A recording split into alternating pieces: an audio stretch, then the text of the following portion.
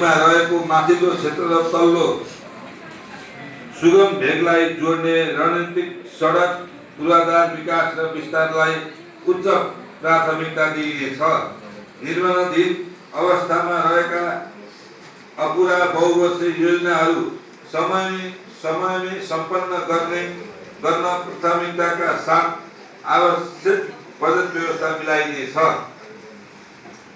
सङ्घीय प्रदेश सरकार सङ्घको सघन साझेदारीमा प्रसिद्ध धार्मिक पर्यटकीय स्थल रौता जोड्ने मुख्य सडक खण्डलाई कालोपत्रे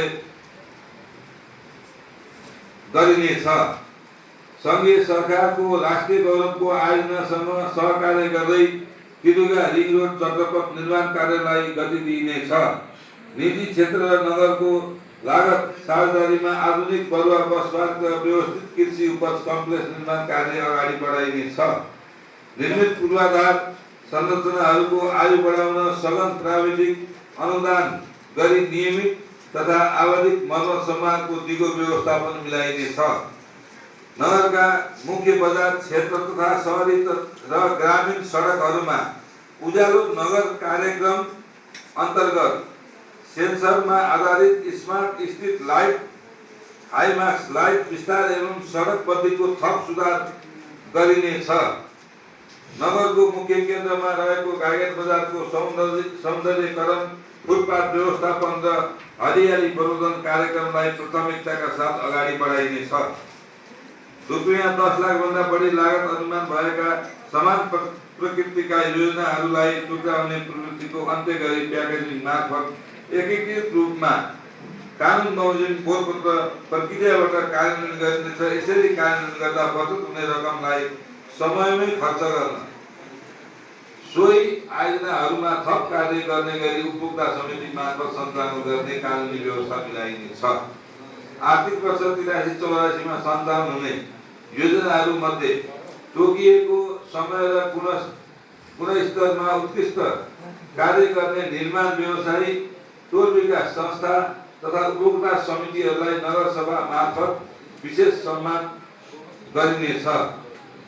विकास निर्माणमा स्थानीय जनताको सहभागिता र अपनत्व सुनिश्चित गर्न जनतासँग साझेदारी कार्यक्रमलाई निरन्तरता दिइनेछ। उपभोक्ता समिति मार्फत 35% लागत साझेदारी प्रस्ताव भइआएका योजनाहरूलाई नगरबाट प्राथमिकताका साथ बाँकी साझेदारीको सुनिश्चितता गरिनेछ। सिँचाइ कृषि योग्य जमिनको उत्पादन र उत्पादकत्व वृद्धिका लागि साना तथा मझौला सिँचाइ कुलो तथा पैनी सुधार कार्यक्रमलाई निरन्तरता दिइनेछ। नगरभित्र पानीका परम्परागत मुहानको पहिचान एवं संरक्षण गर्ने र नदी किनारका खेतहरूमा पोर्टेबल वाटर पम्पको व्यवस्था गरी आकस्मिक सिँचाइ सुविधा उपलब्ध गराइनेछ।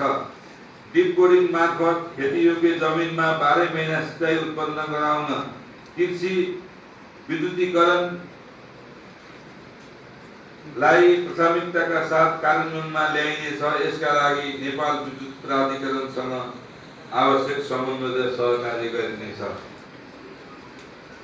वैकल्पिक ऊर्जा प्रवर्धन कार्यक्रम अन्तर्गत स्वच्छ र धुवाँ रहित भान्साको अवधारणा अनुरूप ग्रिन किचन नीति अवलम्बन गरिनेछ। यसका लागि तह 3 को सुधारित